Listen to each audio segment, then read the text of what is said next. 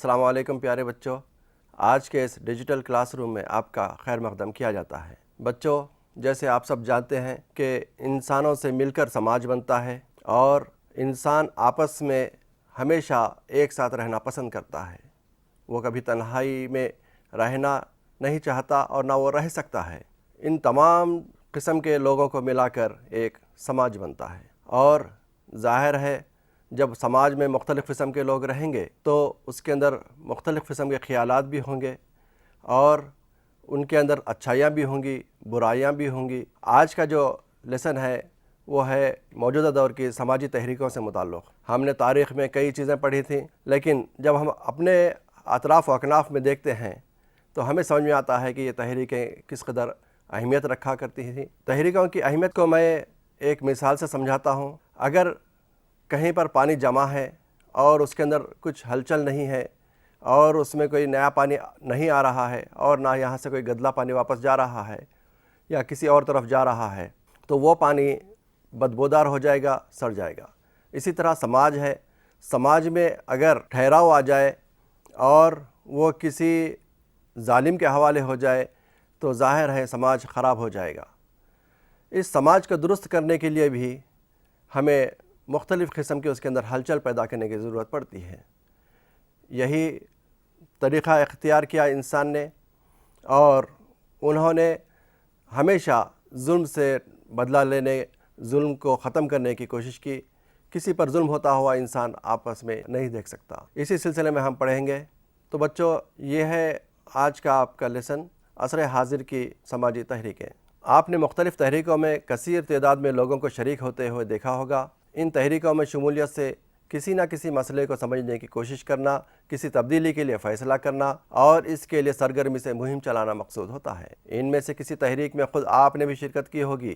ایسی کسی تحریک کے بارے میں یاد کیجئے جس کے بارے میں آپ نے اخبارات میں پڑھا ہو یا آپ نے اس میں شرکت کی ہو۔ اس تحریک کے آگے کون سے مسائل تھے، ان کے متاثرین کون تھے، ان کے کیا مطالبے تھے، تحریک کی قیادت کس نے کی، تحریک میں شمولیت کے لیے لوگ کیسے راغب ہوئے، کیا تحریک کو کچھ داخلی اختلافات کا سامنا کرنا پڑا، تحریک کیسے آگے بڑھی اور وہ اپنے مقاصد کے حصول میں کس حد تک کامیاب رہی۔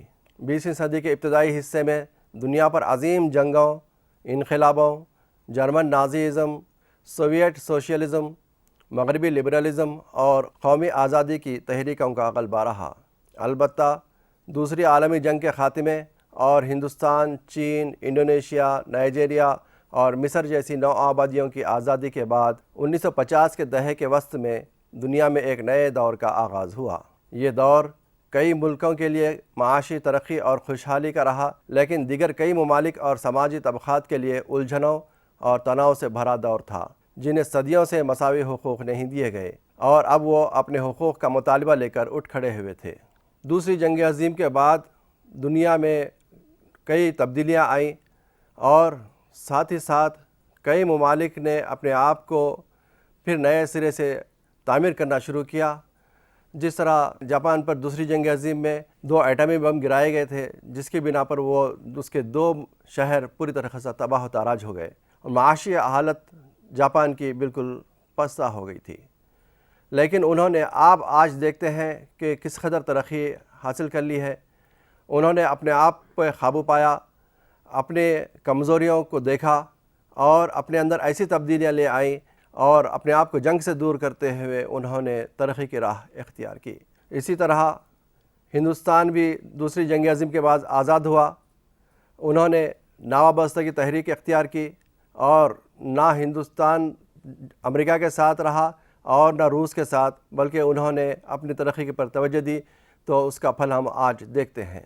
اور اسی کے ساتھ ساتھ ساری دنیا میں کئی تحریکوں نے اپنا سر اٹھایا، کئی ازمس نے اپنا سر اٹھایا، جیسے لبرلزم ہے، کمیونزم ہے اور سوشلزم ہے۔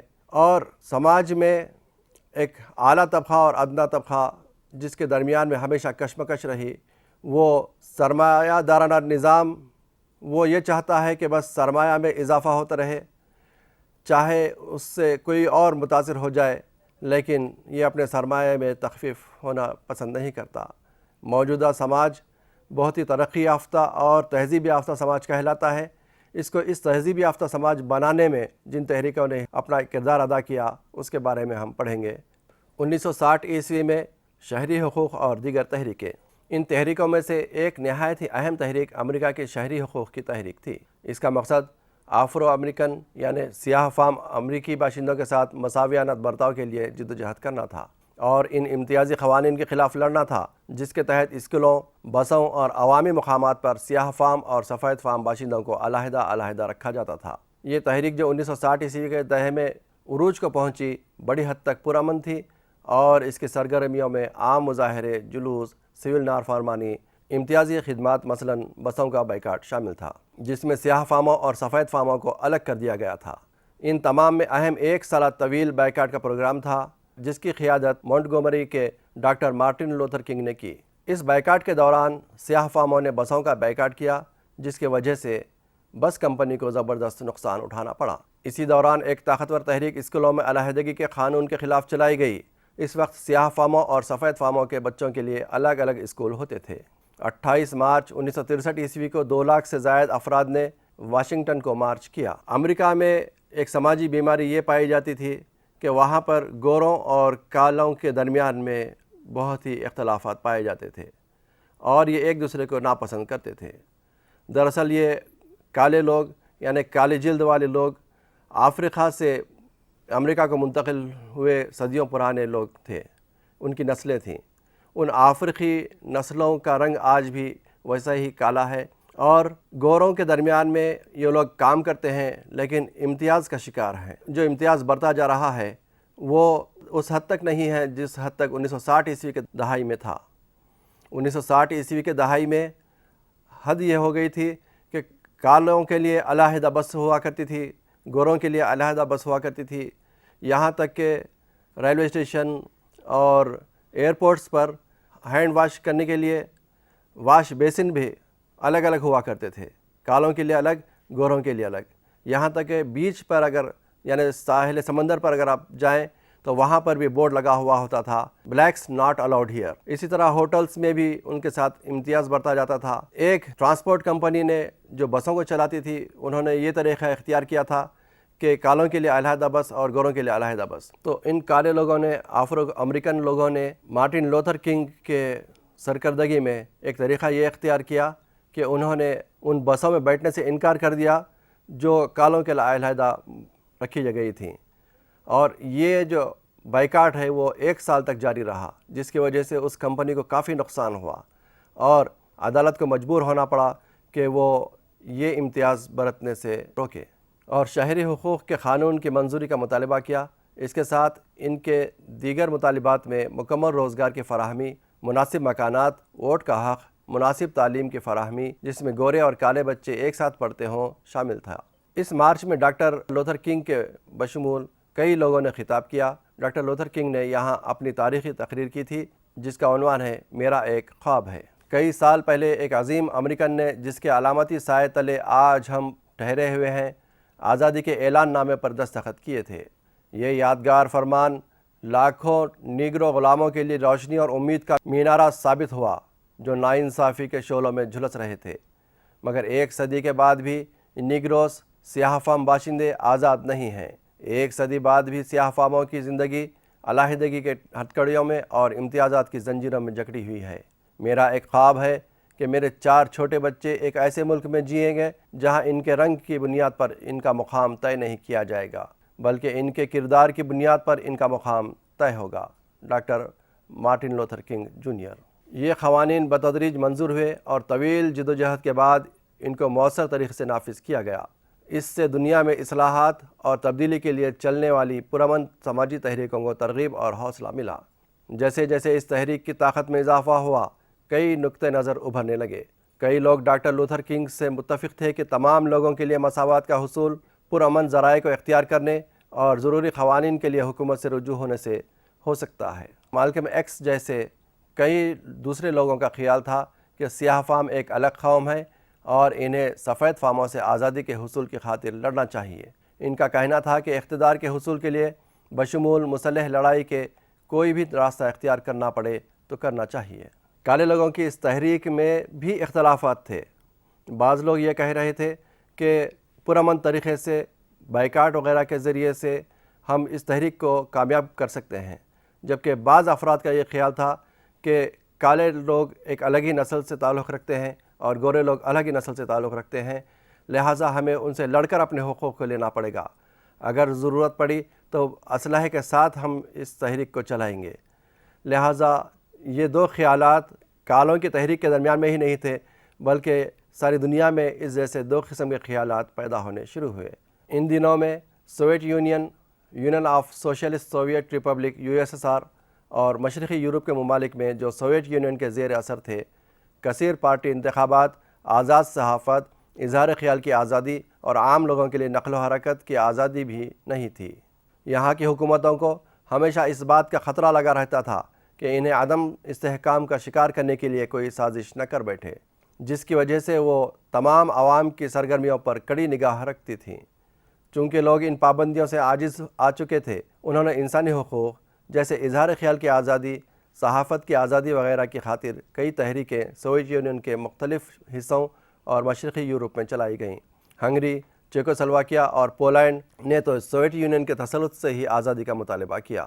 ان میں سے بعض تحریکوں کی حمایت مخالف کمیونسٹ ملکوں بشمول امریکہ، برطانیہ نے کی۔ ان تحریکوں میں بھی ہمیں اختلافات کی پرچھائیاں نظر آتی ہیں۔ ان میں سے بعض نے عام لوگوں کے لیے وسیع تر آزادی کا مطالبہ کیا، تو بعض نے ان کے ملکوں میں قائم سوشلسٹ نظام کو تحلیل کرنے کا خیال ظاہر کیا۔ ان تحریکوں کے زیر اثر سوویت یونین میں صدر گورباچوف کی سرپرستی میں نئی قیادت کو عروج حاصل ہوا، جس نے اصلاحات کے عمل کو شروع کیا، جسے گلاسنوسٹ کا نام دیا گیا تاکہ لوگوں کو وسیع تر آزادی مہیا کی جا سکے۔ آج کا جو رشیا ہے، جو روس ہے، اس وقت USSR تھا، union of Soviet socialist republics, اور دیگر ممالک جو ترقی یافتہ تھے ان کو ہمیشہ یہ ڈر ستاتا تھا وہاں کی حکومتوں کو کہ کہیں ہمارے مخالف تحریکیں نہ ابھریں، جس کی وجہ سے انہوں نے یہ طریقہ اختیار کیا کہ عوام کے ہر شعبے پر وہ کڑی نگاہ رکھتے تھے۔ نہ تحریر کی آزادی تھی، نہ تقریر کی آزادی تھی، نہ لوگ اپنے خیالات کا کھل کر اظہار کر سکتے تھے، نہ حکومتوں کے خلاف بول سکتے تھے، نہ سماج کے خلاف بول سکتے تھے، جس کی وجہ سے لوگ عاجز آ گئے اور سوویت یونین میں بھی ایک تحریک ابھری، جس کی بنا پر وہاں پر شہری آزادی کو حاصل کرنے کی کوشش کی گئی۔ جوہری توانائی اور جنگ کے خلاف تحریکیں 1970 عیسوی اور 1980 کی دہائیوں میں ایک نئی تحریک کا عروج ہوا۔ یہ تحریک جنگ اور نیوکلیئر ہتھیاروں کے خلاف تھی۔ اگست 1945 عیسوی میں ہیروشیما اور ناگاساکی پر نیوکلیئر بموں کے حملوں سے ہونے والے بھیانک تباہی ساری دنیا پر آشکار ہو چکی تھی۔ اس کے باوجود سرکردہ عالمی طاقتیں جیسے کہ امریکہ، سوویت یونین، برطانیہ اور فرانس یہ عذر تراشتے ہوئے نیوکلیئر ہتھیاروں کے ذخیرے جمع کر رہے تھے کہ اس کے خوف کی وجہ سے دوسرے ملک ان ہتھیاروں کا استعمال نہیں کریں گے۔ وہ دور امریکہ اور سوویت یونین کے درمیان شدید سرد جنگ کا دور تھا۔ اس کے علاوہ امریکہ نے ویتنام سے بھی جنگ چھیڑ رکھی تھی۔ ساری دنیا پر ایک بار پھر عالمی جنگ کا خطرہ منڈلانے لگا تھا۔ اگست 1945 عیسوی میں ہیروشیما اور ناگاساکی پر امریکہ نے 2 نیوکلیئر بم ڈالے تھے، جس کی وجہ سے دنیا کو محسوس ہو گیا تھا کہ یہ کس قدر خطرناک ہے۔ 1970 اور 80 عیسوی کی دہائی میں ہتھیاروں کی دوڑ امریکہ اور روس کے درمیان میں بہت حد تک بڑھ گئی تھی۔ خاص طور پر نیوکلیئر ہتھیار بنانے کے سلسلے میں یہ لوگ ایک دوسرے پر سبقت لے جانا چاہتے تھے۔ وہ وجہ یہ بتاتے تھے کہ نیوکلیئر ہتھیاروں کی وجہ سے دیگر ممالک ان پر حملہ کرنے کی ہمت نہیں کر سکیں گے، لیکن یہ بہانے سے ساری دنیا کو ایک خطرناک موڑ پر کھڑا کر دیا گیا تھا کہ نیوکلیئر ہتھیاروں کی دوڑ میں اگر کسی نے بھی غلطی کی تو نیوکلیئر ہتھیاروں کا استعمال دوبارہ ہو سکتا تھا، جو غلطی 1945 عیسوی میں امریکہ نے کی تھی۔ اور اس وقت امریکہ اور روس جس قدر ہتھیار جمع کر چکے تھے وہ ساری دنیا کو کئی مرتبہ تباہ کرنے کے قابل تھے۔ نیوکلیئر ہتھیاروں کے خلاف میں بھی ایک تحریک شروع کی گئی اور یہ طے کیا گیا کہ ان ہتھیاروں کو تلف کر دینا انسانیت کے لیے بھلائی ہے۔ اگر جنگ شروع ہو جائے اور نیوکلیئر ہتھیاروں کا استعمال کیا جائے تو کرۂ ارض سے ساری بنی نوع انسانی کا خاتمہ ہو سکتا ہے۔ دنیا بھر کے دانشوروں اور سائنسدانوں نے نیوکلیئر ہتھیاروں پر پابندی کی مہم چلائی۔ امریکہ اور سوویت یونین کو مجبور کیا کہ وہ اسلحے کی بے فائدہ دوڑ کو ختم کرنے کے لیے معاہدہ کریں۔ ویتنام کی جنگ میں اندازہ لگایا گیا کہ تقریباً 8 لاکھ سے 30 لاکھ ویتنامی فوجی اور شہری مارے گئے۔ اس کے علاوہ تقریباً اتنے ہی لوگ کمبوڈیا اور لاوٹیا کے مارے گئے۔ اس جنگ میں امریکہ کے عام شہری تو ہلاک نہیں ہوئے، لیکن فوجیوں کی بڑی تعداد ہلاک ہوئی اور اس سے زیادہ لوگ جسمانی طور پر معذور ہو گئے۔ ویتنام اس جنگ کرنے والے امریکہ اور فرانس کے مقابلے میں نہایت ہی غریب ملک تھا، جس کا اکثر رقبہ جنگلاتی خطے پر مشتمل تھا۔ ویتنام نے جنگ میں گوریلا طرز اختیار کیا۔ امریکہ نے کیمیائی ہتھیاروں کو ایجاد کیا اور اس جنگ میں استعمال کیا، جس میں نیپام بم بھی شامل تھا، جو بستیوں کو اجاڑنے کے لیے کافی تھا۔ 1970 عیسوی کے دہائی کے ابتدا میں بے شمار امریکی فوجی ویتنام کے معصوم لوگوں پر، جو کسی بھی طرح سے امریکہ کے لیے خطرہ نہ تھے، بے تحاشا بمباری کے جواز پر شکوک و شبہات کا اظہار کرتے ہوئے ویتنام سے لوٹ گئے۔ امریکیوں کی کثیر تعداد اپنے بچوں کو جنگ کے لیے دور دراز علاقے ویتنام کو روانہ نہیں کرنا چاہتی تھی، لہٰذا امریکہ کے طول و عرض میں ویتنام کی جنگ کے خلاف مظاہرے ہوئے اور آخرکار امریکی حکومت کو جنگ ختم کر کے ویتنام سے واپس لوٹنا پڑا۔ 1970 عیسوی میں امریکہ نے ویتنام پر حملہ کیا اور ویتنام کی کئی بستیوں کو اجاڑ دیا، لیکن ویتنام کے یہ جیالے جو انتہائی کمزور تھے معاشی طور پر اور عددی طاقت کے اعتبار سے بھی، انہوں نے اپنے ملک کے لیے کافی جدوجہد کی اور امریکی فوجیوں کا ڈٹ کر مقابلہ کیا، لیکن امریکہ نے نیپام بموں کا استعمال کیا اور کئی بستیوں کو اجاڑ دیا، اور ایسے کیمیکلز کا بھی استعمال کیا گیا جس کی وجہ سے زراعتی پیداوار وغیرہ کی تباہی عمل میں آئی اور جنگلات کا صفایا ہو گیا۔ لیکن ان ویتنام کے بہادروں نے امریکہ کو خاک چٹا دی اور انہوں نے کئی امریکیوں کو اپنے انداز میں اپنے روایتی ہتھیاروں سے قتل کرنا شروع کیا اور ختم کر دیا، جس کی وجہ سے امریکہ میں ایک عام امریکی تو اس جنگ میں نہیں مرا، لیکن کئی فوجیوں کو اس میں زخمی ہونا پڑا یا کئی فوجی لاشوں کی شکل میں امریکہ کو واپس آئے، جس کی بنا پر امریکہ میں ایک ہلچل پیدا ہو گئی اور اس جنگ کے خلاف عوام میں اور خاص طور پر امریکی فوجیوں میں ایک غصہ ابھر آیا۔ وہ یہ چاہتے تھے کہ ہم کسی ایسے دشمن کا مقابلہ کریں جو امریکہ کے لیے خطرناک ہو، اور اس کمزور ملک پر خواہ مخواہ کے ان فوجیوں کو روانہ کیا جا رہا ہے اور امریکی فوجیوں کی زندگیوں سے کھیلا جا رہا ہے، لہٰذا انہوں نے ویتنام کی جنگ میں شامل ہونے سے انکار کر دیا اور کئی جگہ پر مظاہرے ہوئے اور عوام نے بھی ان فوجیوں کی تائید کی۔ اس طرح ساری دنیا میں امن کے لیے تحریکیں چلانے کا ایک شعور بیدار ہوا۔ دیکھیے تصویر میں peace in Vietnam and the war in Vietnam, یہ مختلف پلے کارڈز لے کر لوگ سڑکوں پر نکل آئے ہیں۔ اس سے ظاہر ہوتا ہے کہ عوام بھی اس جنگ کے خلاف تھے۔ ویتنام کی جنگ کے بعد نیوکلیئر ہتھیاروں کی مسابقت میں شدت آ گئی، کیونکہ زیادہ سے زیادہ ممالک نیوکلیئر ہتھیاروں کے ذخیرے جمع کرنے میں ایک دوسرے سے سبقت لے جانا چاہ رہے تھے۔ ہتھیار تیار کرنے والی کمپنیاں جو ملٹری انڈسٹریل کامپلیکس کہلاتی تھیں، اور حکومتیں عوام کو جنگ کے خوف میں مبتلا رکھتی تھیں تاکہ وہ ان کے ٹیکسوں میں سے خرچ کیے جانے والے بھاری جنگی مصارف کی تائید کرتے رہیں۔ بالآخر دنیا کے عوام نے اور خاص کر یورپ کے لوگوں نے اس حقیقت کو جان لیا کہ جنگی جنون اور اسلحے کے دوڑ سے دنیا انتہائی غیر محفوظ ہوتی ہے اور تمام ممالک اس کی تباہیوں سے دوچار ہوتے ہیں۔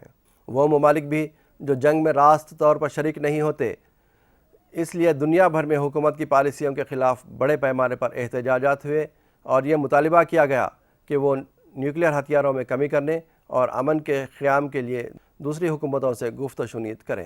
ویتنام کی جنگ کے اختتام کے بعد دنیا کے کئی ممالک میں نیوکلیئر ہتھیاروں کو جمع کرنے کی دوڑ شروع ہو گئی۔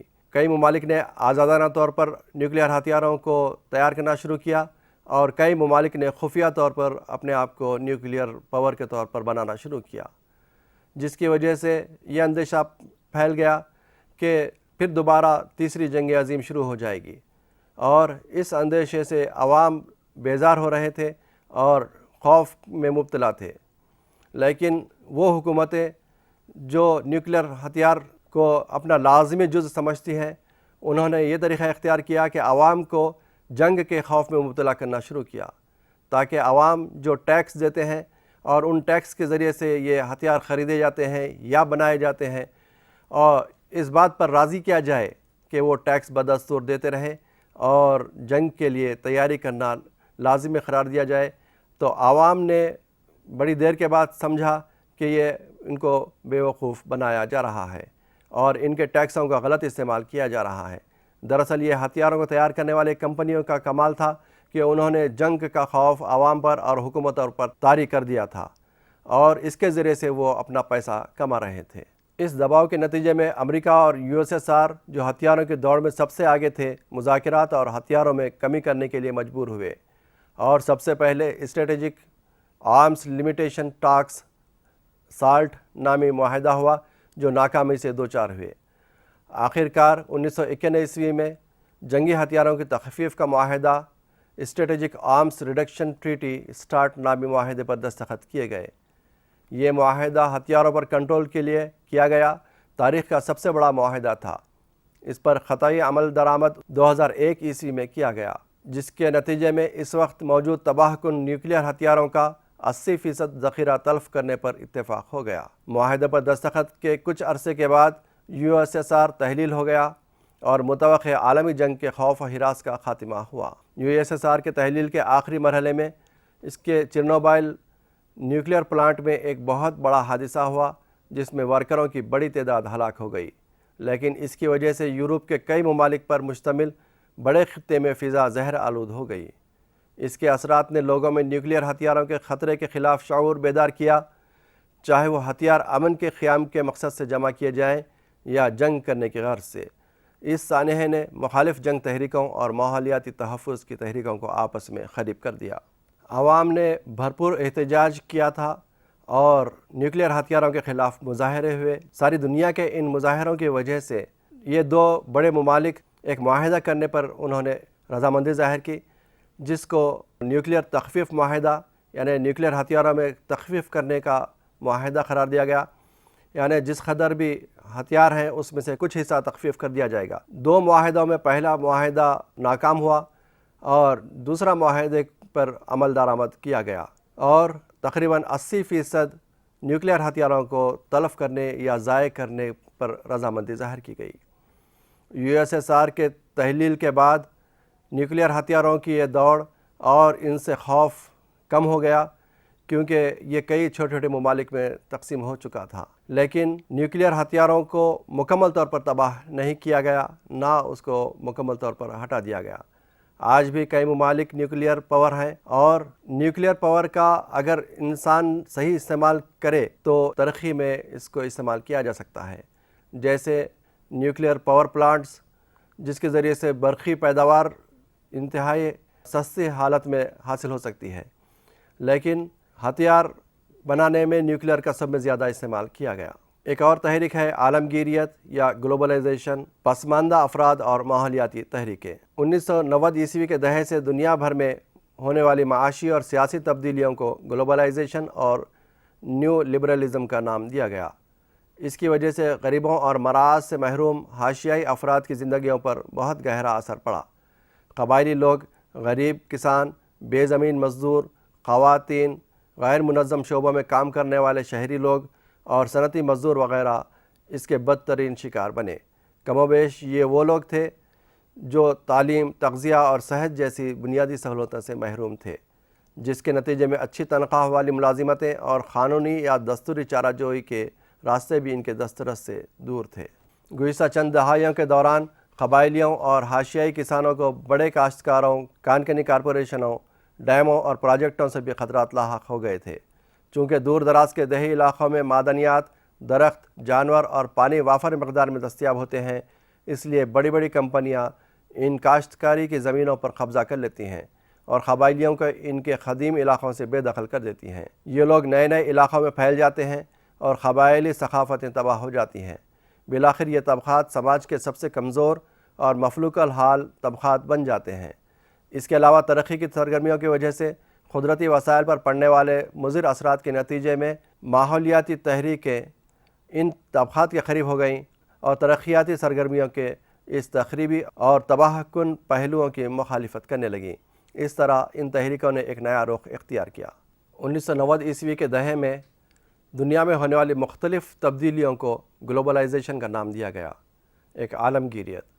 لیکن یہ گلوبلائزیشن کی وجہ سے ساری دنیا میں ترقی پھیل گئی، لیکن ترقی صرف ان لوگوں کے لیے تھی جن کے پاس پیسہ تھا، جس کے پاس دولت تھی، اور ترقی کے نام پر جنگلات کو، زرعی زمینوں کو تباہ کیا گیا۔ دراصل ہوتا یہ تھا کہ نئی نئی کمپنیاں بنی جاتی تھیں، اور ان کمپنیوں کے لیے پانی وافر مقدار میں ضرورت ہوتی تھی، یا زمینات وافر مقدار میں ضرورت ہوتی تھی، ان کے لیے مخصوص ماحول کی ضرورت ہوتی تھی۔ کئی ممالک ترقی کرتے گئے، لیکن ان ترقی کی وجہ سے جنگلات کا صفایا ہونے لگا اور زرعی زمینات کا صفایا ہونے لگا۔ تو اس کے خلاف میں بھی کئی تحریکات ابھریں، جیسے سب کے لیے روزگار، اور غریب کسانوں اور بے زمین کسانوں کے لیے کئی تحریکات نے اپنا سر ابھارا، اور اس طرح اس گلوبلائزیشن کے خلاف میں بھی لوگوں نے احتجاج کیا۔ یورپ میں سبز امن تحریک، green peace movement in Europe, ابتداً یہ تحریک امریکہ کی جانب سے الاسکا میں کیے گئے زیر آب نیوکلیئر ٹیسٹوں کے خلاف 1971 عیسوی میں شروع کی گئی۔ احتجاجیوں کا ایک گروپ ایک چھوٹی سی کشتی میں سوار ہو کر جوہری توانائی کے تجربے کے علاقے کا روانہ ہوا تھا۔ اس کشتی کا نام گرین پیس تھا، جو بالآخر اس تحریک کا نام بن گیا۔ موجودہ دور میں یہ تحریک وسعت اختیار کرتے کرتے 45 ملکوں میں پھیل چکی ہے۔ اس کا ہیڈ کوارٹر ایمسٹرڈیم، ہالینڈ میں واقع ہے، اور یہ دنیا کی اہم ترین غیر سرکاری تنظیموں میں سے ایک بن گئی ہے۔ گزشتہ چند دہائیوں کے دوران سائنسدانوں نے پتہ لگایا کہ آلودگی میں اضافے کی وجہ سے اوزون پرت تباہ ہوتی جا رہی ہے، جبکہ یہ پرت سورج کے مضر شعاؤں کو جذب کرنے کے لیے انتہائی ضروری ہے۔ آلودگی کی بنا پر کرۂ ارض کا درجہ حرارت مسلسل بڑھتا جا رہا ہے۔ خودبین پر موجود برف، پول آئس کیپس پگھلنے کی وجہ سے سمندروں میں پانی کی مقدار میں اضافہ ہو رہا ہے، اور یہ خطرہ لاحق ہو گیا ہے کہ اس کی وجہ سے ساحلی علاقے زیر آب آ جائیں گے۔ بنگلہ دیش، سری لنکا، ہندوستان اور ماریشس اور انڈونیشیا جیسے ممالک جن کے ساحلوں پر کئی شہر و دیہات آباد ہیں، ان کو سیلاب اور غرقابی کا اندیشہ ہو سکتا ہے۔ یہاں تک کہ وہ لوگ جو ساحلوں سے دور خشکی کے اندرونی علاقوں میں رہتے ہیں، وہ بھی عالمی حدت کی وجہ سے متاثر ہوئے بغیر نہیں رہیں گے، اور نامناسب بارشوں، غیر موسمی بارش، کثرت باران، قلت باران یعنی قحط سے اور فصلوں کے نقصانات سے دوچار ہوں گے۔ بالفاظ دیگر، اس تبدیلی سے وہ ممالک شدید متاثر ہوں گے جن کی آبادی کا زیادہ تر انحصار زراعت پر ہے۔ گرین پیس تحریک نے کئی ممالک میں آب و ہوا میں تبدیلی کے اثرات کا جائزہ لیا۔ اس کا مقصد کرۂ ارض کو زندگی کی تمام انواع کی بقا کے لیے قابل بنانا ہے۔ ان برسوں کے دوران اس تحریک نے پائیدار ترقی کے تصور کو فروغ دیا ہے، یعنی ایسی ترقی جو ماحولیاتی اعتبار سے طویل مدت تک برقرار رہے اور جو سارے لوگوں کے لیے دستیاب رہے، یعنی ترقی یافتہ ممالک کے لوگوں کے ساتھ ساتھ غیر ترقی یافتہ ممالک کے عوام کے لیے بھی۔ ایک تحریک گرین پیس موومنٹ کے نام سے شروع کی گئی، جو زیر سمندر نیوکلیئر تجربوں کے خلاف شروع کی گئی تھی۔ انہوں نے ایک کشتی پر سفر کیا دور دراز علاقوں کا، اور اس کشتی کا نام تھا گرین پیس، جس سے اس تحریک کا نام لیا گیا۔ اس میں کئی ممالک نے بعد میں شمولیت اختیار کی۔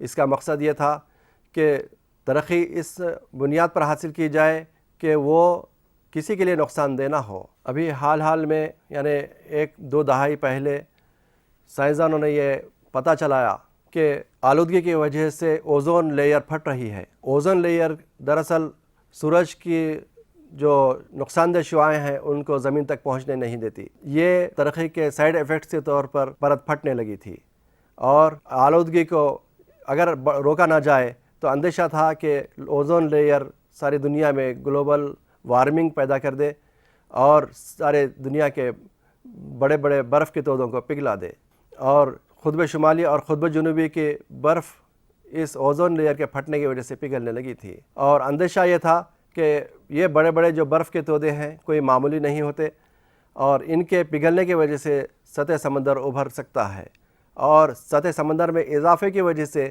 غریب ممالک اور ایسے ممالک جو ساحل سمندر پر اپنے چھوٹے چھوٹے گاؤں اور شہر آباد کیے ہوئے ہیں، جیسے بنگلہ دیش ہے، ہندوستان ہے، سری لنکا ہے، ان کے ساحلی علاقے زیر آب آ جائیں گے، اور اس کے لیے لوگوں نے گلوبل وارمنگ کا باعث بننے والے کیمیکلز کا مخاطبہ کیا اور اس کو کم کرنے کی طرف توجہ کی، اور اس طرح گلوبل وارمنگ کا خاتمہ کرنے کے لیے ابھی بھی جد و جہد جاری ہے۔ بچوں، آج کے سبق میں آپ نے مختلف تحریکوں کے بارے میں پڑھا۔ مزید تحریکوں کے بارے میں ہم اگلے حصے میں پڑھیں گے۔ تب تک کے لیے اجازت دیجیے۔ اللہ حافظ۔